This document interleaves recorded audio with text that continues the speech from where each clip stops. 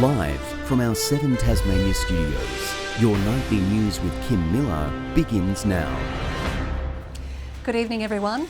Well, first tonight, a new wave of COVID recovery is set to flow to Tasmanian businesses with a multi-million-dollar loan scheme aiming to help the market rebuild. But it comes as the union calls for more funding, with many workers still struggling to get back on their feet. Discussing the future of this Tasmanian farm, Houston's one of many agricultural enterprises impacted by COVID-19. Unfortunately, people not going to work are no longer buying our convenience single-serve meals, and we've seen a significant drop. We've been impacted like many others. Now welcoming a new $60 million loan scheme to help small to medium businesses grow after surviving the pandemic. What the government is offering here is a low interest loan to support businesses to capitalise, to make investments, to grow their business and ultimately underpin further employment here in Tasmania. We're actually expecting to grow employment coming into the summer period. But as that road back to normality continues, Unions Tasmania says recovery needs more focus on the workers. The results of a new survey showing staff are pleading for more support in industries such as tourism, retail and hospitality. A lot of the businesses are no longer eligible for JobKeeper, but the workers aren't necessarily getting their shifts back. So we need investment in tourism and hospitality in all the other areas of those things. They want to see a multifaceted plan for recovery that doesn't just target one sector. If we're going to target stimulus and spending, as the government should, we need to make sure we're looking at all of those options. For those still employed, increased workload and stress, the top two ongoing impacts. Unions also seeking more investment in the public sector, including all areas of healthcare still under pressure. You can imagine that the cleaners have had their workloads increase with the increased need to sanitise rooms more regularly. So this is not just affecting, the top end of healthcare workers, this is everyone. We need a comprehensive jobs plan that supports Tasmanians who've lost their jobs back into work, that supports those Tasmanians who are in casual employment to gain secure jobs, that supports the recovery of our industries that have been hardest hit. Those responses are welcome. They can be fed in, and they're encouraged to be fed into the Premier's Economic and Social Recovery Advisory Council. Ruby Kamane, 7 Tasmania News. A police car has been damaged after a 2-vehicle smash in Launceston this morning. Officers say a black van collided with the police car on the corner of Tamar and Brisbane Streets just after 9 o'clock. No one was injured. Anyone who witnessed the prang is urged to call Launceston Police. And police say members of the public stepped in to help disarm a man wielding a knife at New Norfolk this morning. Around 9 a.m, officers arrived at the caravan park after an alleged altercation between 2 men had been broken up. One community member sustained a minor injury to his hand during the isolated incident. In these sort of circumstances, you just don't know what way things can go. So we certainly don't encourage members of the public to put themselves at risk. A 58-year-old man was taken into custody as investigations continue. A search is underway for a new operator to buy the Mount Lyell copper mine at Queenstown. Now officially up for sale, the site has been under care and maintenance since 2014 after the deaths of 3 workers in 2 separate incidents. It received a $9.5 million state government boost for capital works in 2017. A prospective buyer welcomed by the West Coast Mayor. I think it's good news. I'm looking forward to what the future might hold, and I'm sure that the rest of our community are doing the same. We'll do everything we can always to work with industry to ensure that the people who work in mining sites do have adequate safety plans and protections in place. It's hoped a sale agreement will be reached by the end of the year. A dilapidated social housing block in Hobart will be given a well overdue makeover. The 50-bed complex will cater to those over 50 in a bid to increase housing options for older Tasmanians. Inspecting rundown housing 4 decades old, Oakley Court in Glenorchy is the government's latest public housing makeover mission, something member for Clark Sue Hickey has been campaigning for. I've been working very closely with my office and people in this tenancy or set of units, and some of them have been very sad and not particularly safe. The $4.2 million upgrades will see each unit stripped and refurbished from floor to ceiling. All the bathrooms, floor coverings, repainting, redoing a few doors, new wardrobes, new kitchens, new baths with level entries. The complex will cater solely to those over 50, with the government assuring existing tenants who don't meet the criteria will be rehoused. I think what we can do is offer them suitable accommodation somewhere else nearby that meets their needs, and so far they've been very cooperative, and we've been able to have some success with that relocation. The renovations will be staggered to minimise disruptions to tenants. 2 or 4 units at any one time are being redeveloped, whilst people still live in the units around them. Work is due to be complete by December next year. Letitia Wallace, 7 Tasmania News. A $24 million hotel development in Launceston is preparing to open to guests this week. We've been given a sneak peek of the brand new site, which local leaders say provides a boost of confidence in the current economic climate. Towering timber, earthy tones and statement pieces. This is Hotel Verge. It's really unique in terms of our hotel. The real look and feel of it is industrial luxe, so combination of sort of timber and the brick facade and lighting and concrete, so it's really unusual. Overlooking Albert Hall, the 86-room 5-storey hotel is now on the verge of opening, ready to welcome guests from Wednesday. Early signs it's really positive because I think people are looking to do something different, and we've had not just Hobartians and North West Coast, but we've also had local Launceston people wanting to come and experience a night. The 4-star hotel includes conference and boardrooms as well as a modern restaurant. And when it comes to taking on a new venture during a pandemic... Look, there's never a great time. Obviously in the current climate it's very challenging. We were due to open on the 1st of May, which didn't happen with sort of the pandemic coming through, but really made the decision we need to open. Spring's a great time to open. We've got the support of travel vouchers. City leaders have welcomed the development. It's absolutely fantastic. It's great to see that they've still got confidence. It is difficult times, we know that. This is a big investment, not only in the development of it, but ongoing. It's all the employees it's going to create and the upstream suppliers that it's going to support. An appeal against the $80 million Fragrance Hotel will be heard later this week.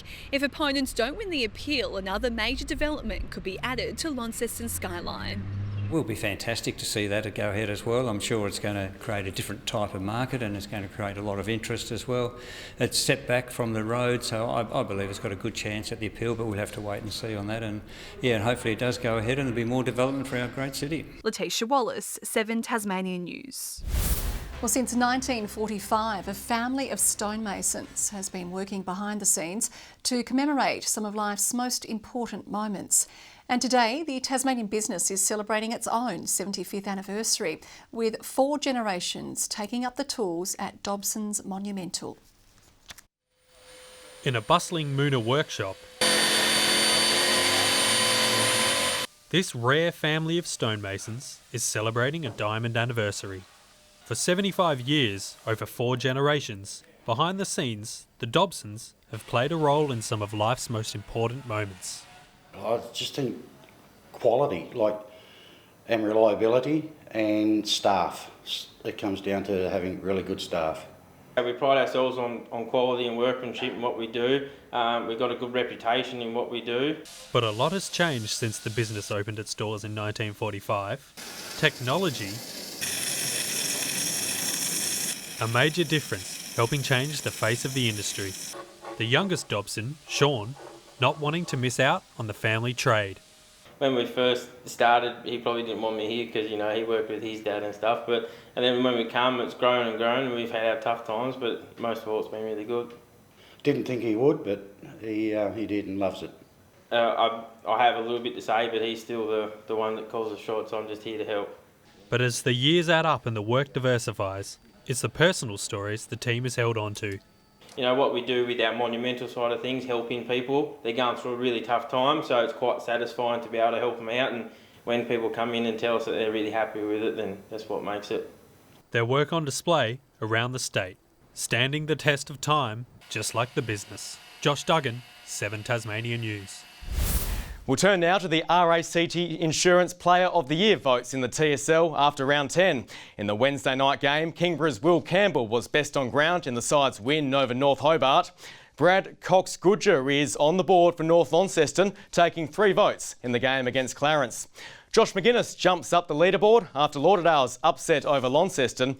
And another day out for Kieran Lovell, 3 votes against the Pies. Lovell is now 4 votes behind Joby Harper. Dylan Riley and Josh McGuinness are also still in contention.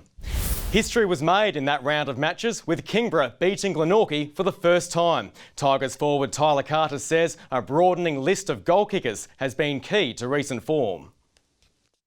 Tyler Carter has long been a part of Kingborough, and now he's part of a history-making team, the first ever to beat Glenorchy.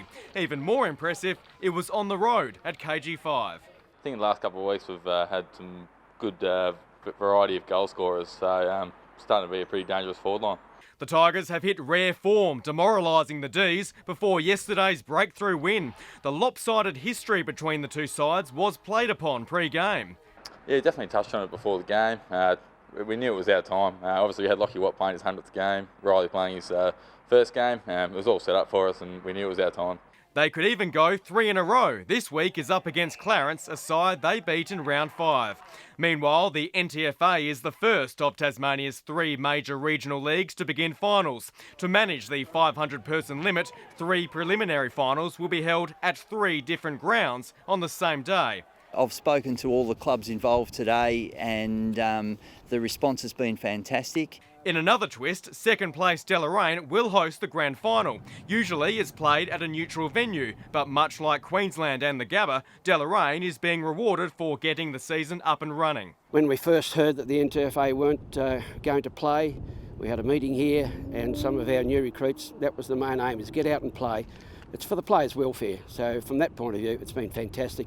The NTFA is lobbying to lift the crowd limit to 1,000 for grand final day.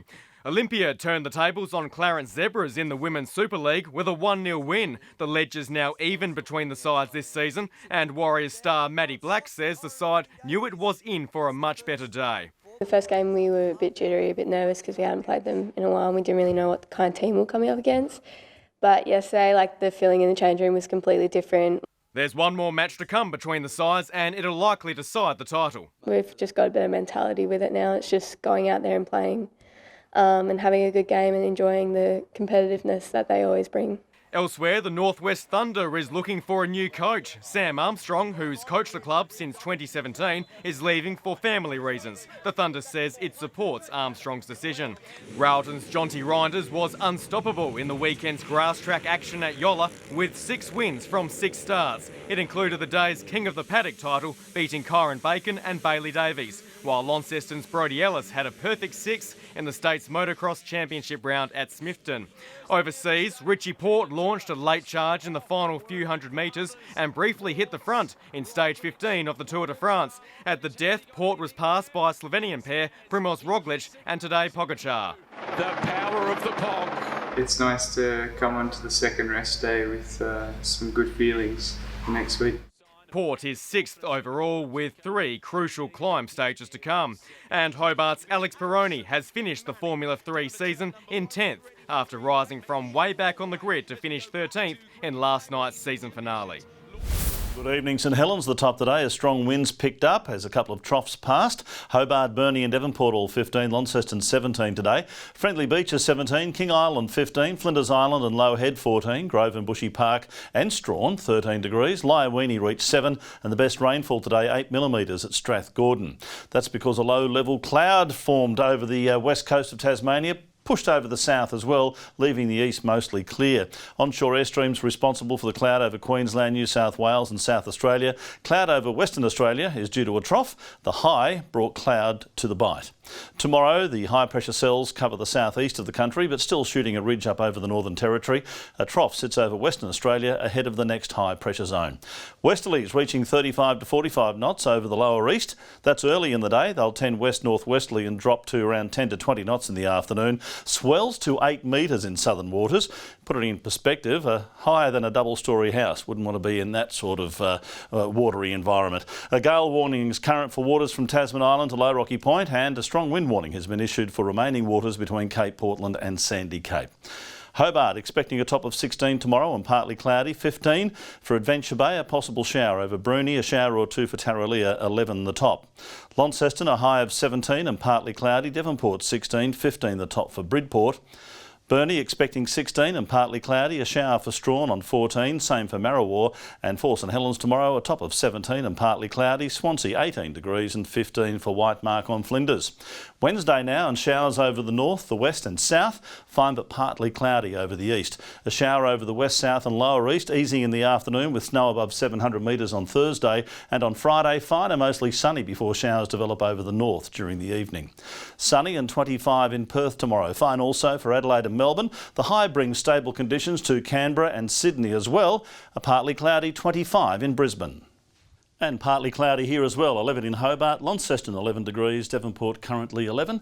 That's our weather for September 14, the day that in 1752 the British Empire took on the Gregorian calendar, the day that in 1939 the first practical helicopter was built by Igor Sikorsky, and in 1956 the first commercial computer with a hard drive was built by IBM. Also, Kim, it's the day that French fries were invented.